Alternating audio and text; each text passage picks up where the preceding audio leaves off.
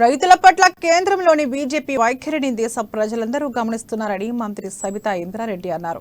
రైతుకు మేలు చేసే ప్రభుత్వం కేసీఆర్ ప్రభుత్వమని, రైతు వ్యతిరేక ప్రభుత్వం కేంద్రంలోని బీజేపీ ప్రభుత్వమని మంత్రి ఆరోపించారు.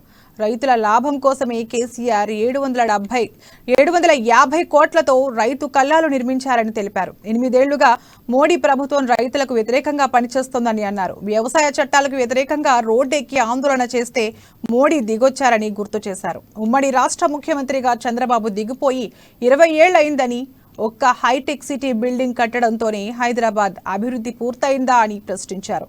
మోదీ డైరెక్షన్లోనే చంద్రబాబు తెలంగాణకు వస్తున్నారని బండి సంజయ్ చెప్తే ఈడీ, సిబిఐ వస్తున్నాయని ఆరోపించారు.